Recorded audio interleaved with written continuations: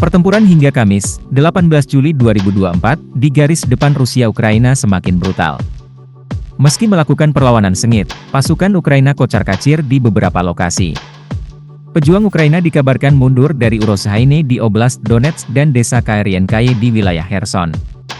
Ukrainska Pravda mengabarkan, pasukan darat Rusia dibantu angkatan udaranya menghancurkan desa-desa di desa-desa itu menggunakan bom luncur berpemandu. Nazar Voloshin, juru bicara kelompok pasukan strategis operasional Khortytsia Ukraina dalam laporannya, Kamis, 18 Juli 2024, mengatakan pasukannya terpaksa mundur dari Urozhaine karena serangan brutal Rusia tersebut. Karena musuh telah menghancurkan hampir segalanya di Urozhaine, pasukan pertahanan telah pindah ke posisi lain, kata Nazar Voloshin. Komandan Ukraina menarik pasukannya tersebut untuk menyelamatkan nyawa dan kesehatan prajurit yang berjuang di garis depan. Ia mengungkap bahwa perumahan di wilayah itu nyaris hancur semuanya akibat serangan musuh. Posisi para pembela Ukraina telah dihancurkan, dan hal ini akan mengancam nyawa pasukan kami jika mempertahankan personel di sana, ujarnya. Voloshin menjelaskan bahwa pasukan Rusia menyerang dengan brutal dan tidak mempertimbangkan kerugian. Untuk mencapai kesuksesan dan beberapa kemenangan di kota-kota dan desa-desa yang hancur, musuh menderita kerugian besar setiap hari. Beberapa ratus dari mereka telah terbunuh, dan hasilnya adalah pemukiman hancur dan tumpukan mayat tentara Rusia di sekitarnya yang tidak akan kembali ke rumah keluarganya, jelas Voloshin. Ia mengklaim bahwa Ukraina tetap mengendalikan situasi di front tersebut. Pada tanggal 14 Juli, seperti dilansir analis Deep State, terungkap bahwa Rusia menduduki desa Urozhaine di Oblast Donetsk.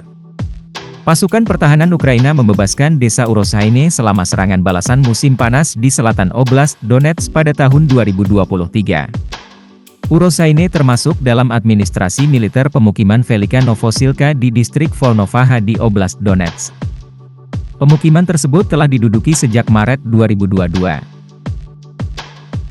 Sementara juru bicara kelompok pasukan operasional strategis, OSUF, Tavria Dmitrolihova saat siaran telepon nasional Edini Novini mengatakan, pasukannya mengambil langkah mundur namun terus menjalankan misi tempur di tepi kiri Dnieper, khususnya di wilayah Kaerienkaye di wilayah Kherson. Lihova mengatakan akibat dari tembakan musuh yang intens dan jangka panjang, sebagian besar posisi utama pasukan Ukraina di Kaerienkaye telah hancur total. Meski demikian ia membantah desa itu dikuasai pasukan Vladimir Putin. Desa itu kini tak berpenghuni. Desa Krinki hancur total akibat tembakan musuh dan berubah menjadi tumpukan batu, kata Lihova dikutip dari Fakti.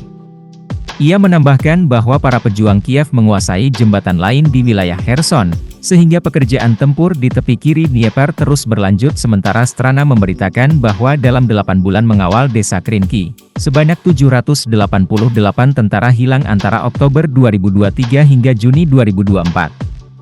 Slitstvo, info, dengan mengacu pada data polisi menyebutkan, selain 788 pasukan yang hilang, sebanyak 262 pasukan dinyatakan gugur. Dari Oktober 2023 hingga akhir Juni 2024, sebanyak 262 prajurit meninggal dunia. Jenazahnya kini telah dipindahkan dari Krinki dan telah dimakamkan. Sementara Kementerian Pertahanan Rusia mengabarkan, kelompok pertempuran Dnepr Rusia menghancurkan 3 depot amunisi Ukraina dan gudang peralatan militer di wilayah tanggung jawabnya selama sehari terakhir.